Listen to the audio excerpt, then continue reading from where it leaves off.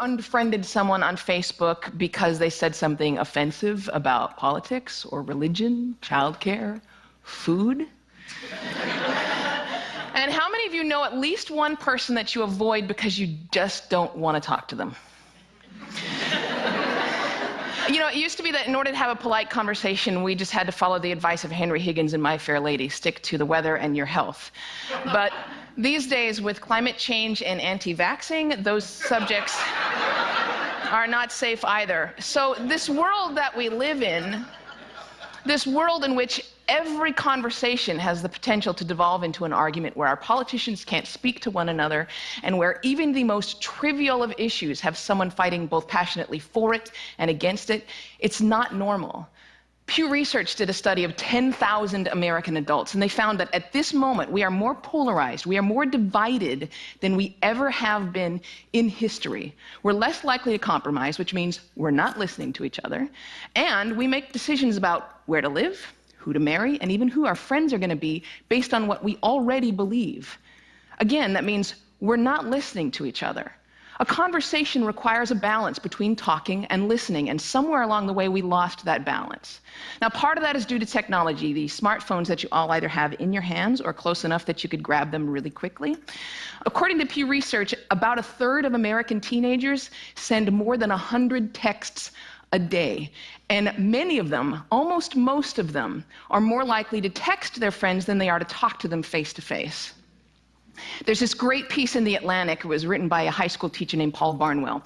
And he gave his kids a communication project. He wanted to teach them how to speak on a specific subject without using notes. And he said this: I came to realize that conversational competence might be the single most overlooked skill we fail to teach. Kids spend hours each day engaging with ideas and each other through screens, but rarely do they have an opportunity to hone their interpersonal communication skills.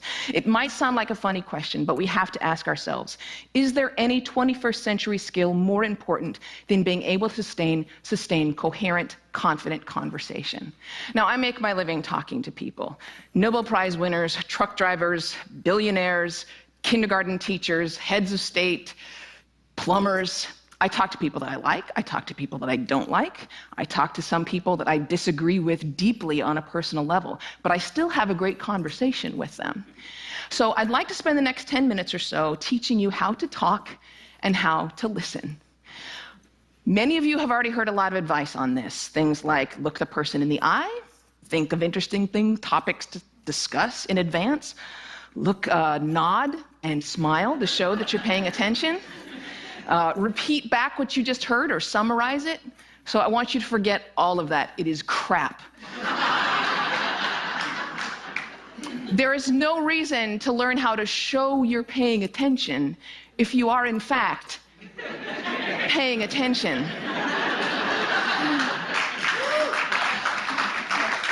Now, I actually use the exact same skills as a professional interviewer that I do in regular life. So I'm going to teach you how to interview people, and that's actually going to help you learn how to be better conversationalists. Learn to have a conversation without wasting your time, without getting bored, and please God, without offending anybody. We've all had really great conversations. We've had them before. We know what it's like. The kind of conversation where you walk away feeling engaged and inspired, or where you feel like you've made a real connection, or you've been perfectly understood. There is no reason why most of your interactions can't be like that. So I have 10 basic rules. I'm going to walk you through all of them, but honestly, if you just choose one of them and master it, you're already going to enjoy better conversations. Number one, don't multitask. And I don't mean just set down your cell phone or your tablet or your car keys or whatever's in your hand. I mean, be present. Be in that moment. Don't be thinking about your argument you have with your boss. Don't be thinking about what you're going to have for dinner. If you want to get out of the conversation, get out of the conversation. But don't be half in it and half out of it. Number two, don't pontificate.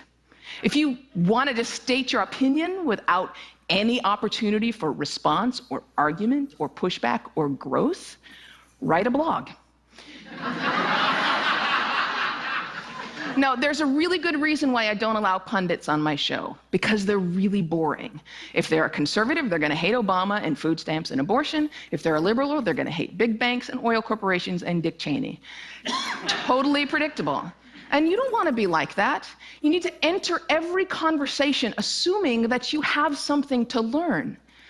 The famed therapist Eb Scott Peck said that true listening requires a setting aside of oneself. And sometimes that means setting aside your personal opinion.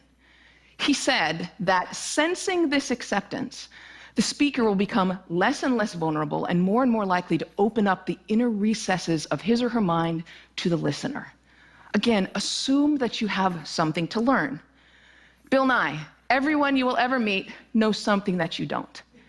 I put it this way: everybody is an expert in something. Number 3, use open-ended questions. In this case, take a cue from journalists. Start your questions with who, what, where, when, why, or how. If you put in a complicated question, you're going to get a simple answer out. If I ask you, were you terrified? You're going to respond to the most powerful word in that sentence, which is terrified, and the answer is, yes, I was, or no, I wasn't. Were you angry? Yes, I was very angry. Let them describe it. They're the ones that know.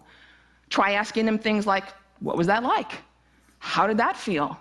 Because then they might have to stop for a moment and think about it, and you're going to get a much more interesting response. Number 4, go with the flow. That means thoughts will come into your mind, and you need to let them go out of your mind. We've heard interviews often in which a guest is talking for several minutes, and then the host comes back in and asks a question which seems like it comes out of nowhere, or it's already been answered. That means the host probably stopped listening 2 minutes ago because he thought of this really clever question, and he was just bound and determined to say that. And we do the exact same thing. We're sitting there having a conversation with someone, and then we remember that time that we met Hugh Jackman in a coffee shop. And we stop listening. Stories and ideas are going to come to you. You need to let them come and let them go. Number 5, if you don't know, say that you don't know. Now, people on the radio, especially on NPR, are much more aware that they're going on the record. And so they're more careful about what they claim to be an expert in and what they claim to know for sure. Do that. Err on the side of caution. Talk should not be cheap. Number 6, don't equate your experience with theirs. If they're talking about having lost a family member, don't start talking about the time that you lost a family member. If they're talking about the trouble that they're having at work, don't tell them about how much you hate your job. It's not the same. It is never the same. All experiences are individual.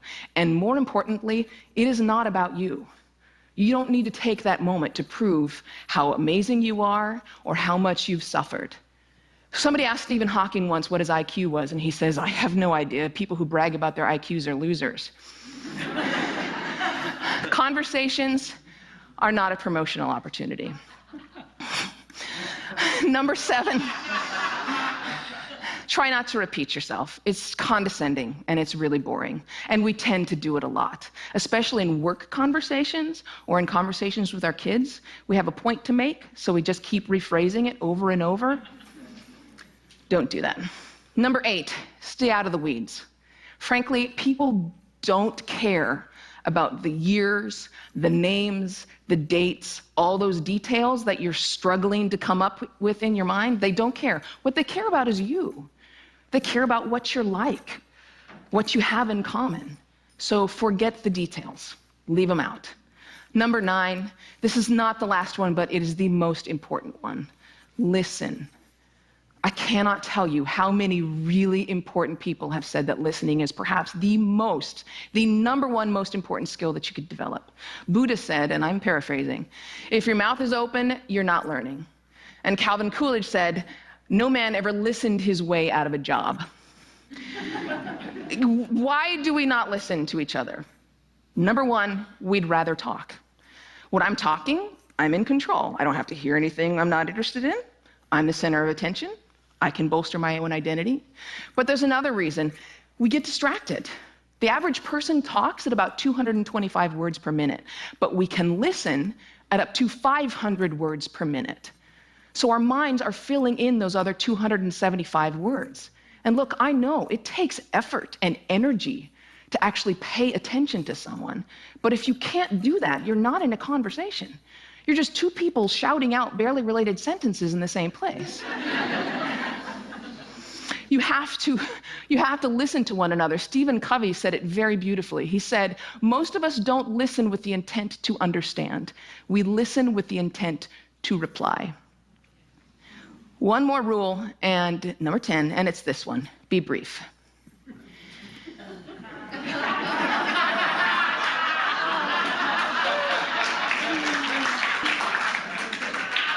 All of this boils down to the same basic concept, and it is this one. Be interested in other people. You know, I grew up with a very famous grandfather, and there was kind of a ritual in my home. People would come over to talk to my grandparents, and after they would leave, my mother would come over to us, and she'd say, do you know who that was? She was the runner-up to Miss America. He was the mayor of Sacramento. She won a Pulitzer Prize. He's a Russian ballet dancer. And I kind of grew up assuming everyone has some hidden amazing thing about them. And honestly, I think it's what makes me a better host. I keep my mouth shut as often as I